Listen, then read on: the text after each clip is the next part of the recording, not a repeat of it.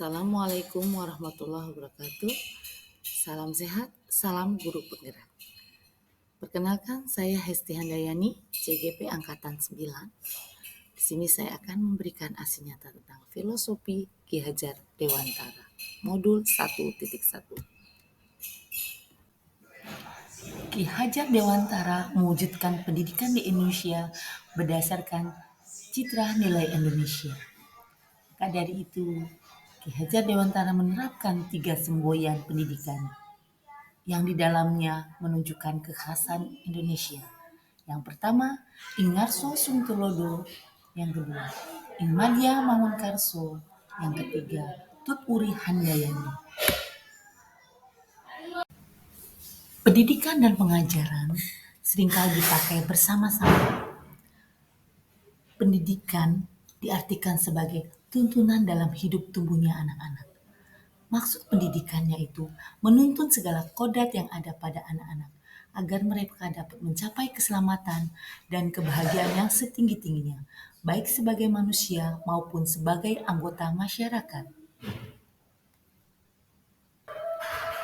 Pengajaran bagian dari pendidikan, di mana pendidikan tuntunan dalam hidup tumbuhnya anak-anak. Artinya bahwa hidup tumbuhnya anak itu terletak di luar kecakapan atau kehendak kita, kaum pendidik.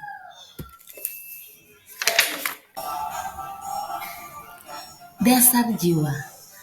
Yang dimaksud dasar jiwa di sini yaitu keadaan jiwa yang asli menurut kodratnya sendiri dan belum dipengaruhi oleh keadaan di luar diri.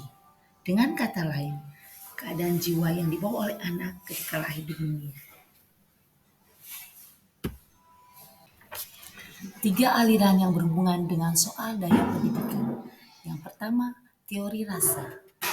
Di mana teori rasa ini merupakan aliran lama yang sekarang hampir banyak tidak diakui kebenarannya di kalangan kaum cendekiawan.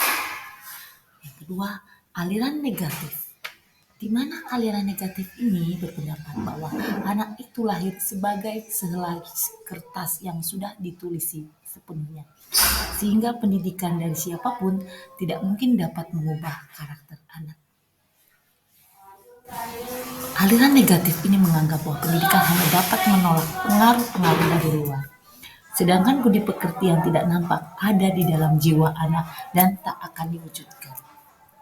Yang ketiga, convergent theory, yaitu aliran yang diumpamakan bahwa anak dilahirkan sehelai kertas yang sudah ditulis penuh, tetapi semua tulisan-tulisan itu suram.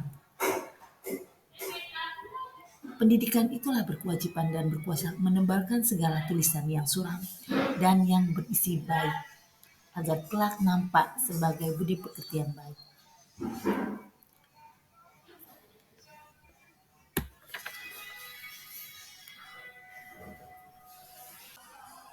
Menurut konvergensi teori, watak manusia itu dibagi menjadi 2 bagian.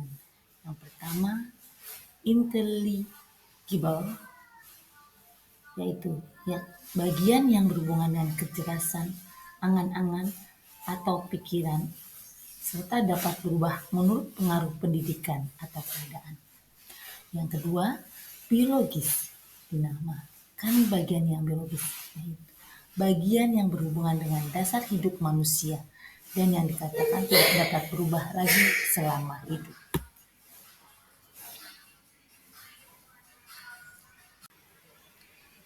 Dari pemaparan seluruhnya, di sini saya menarik kesimpulan agar kelas memiliki wawasan Ki Hajar Dewantara.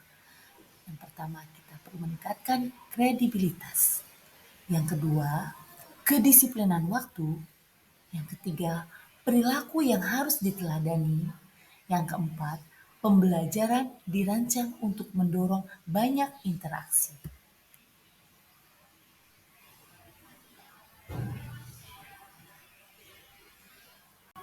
Sebagai seorang pendidik, kita juga diharapkan dapat mengembangkan ide-ide inovatif, menghasilkan karya bermakna, bermanfaat, dan berdampak pada masa depan anak.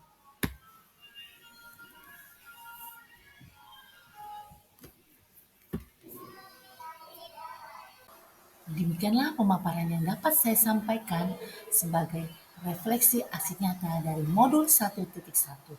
Terima kasih, salam sehat, salam guru hebat.